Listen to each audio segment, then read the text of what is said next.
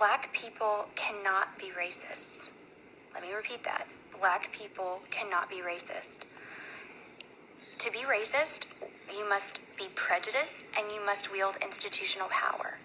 And although anyone in this country can be prejudiced, anyone can believe something negative about someone based on their race, whether you're black or white, you cannot be racist if you don't wield institutional power. And Black people don't wield institutional power in this country. Now, before you start Barack Obama all over me, let me explain that even though there are Black people who hold some power, they don't hold institutional power. I'm an educator, so let me use an example within the education system. Let's have two principals, a white principal and a black principal. For argument's sake, let's say that both of their student bodies of their schools are about half black and half white.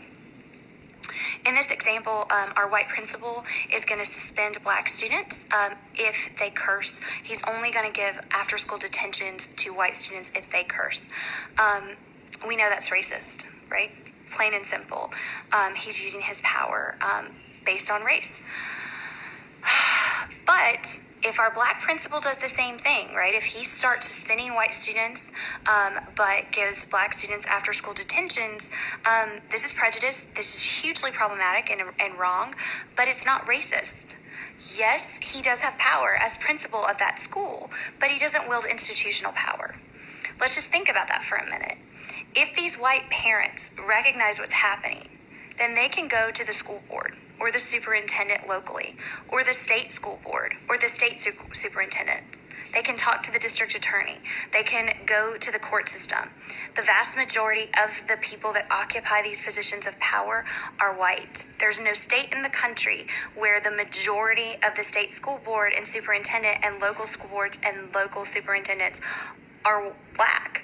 And so when white people go above the head of this black principal, they're going to receive institutional support. They're very likely to be believed. Their claims are very likely to be investigated and discussed.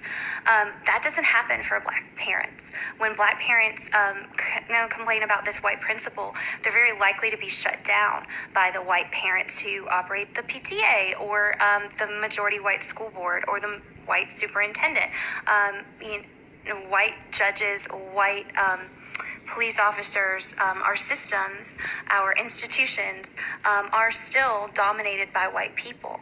And so that's a big difference. And the outcomes of prejudice are very different, which is why it's important to recognize what is racism and what is prejudice. Because everybody can be the victim of prejudice, but the outcomes are very different if you are the victim of racism.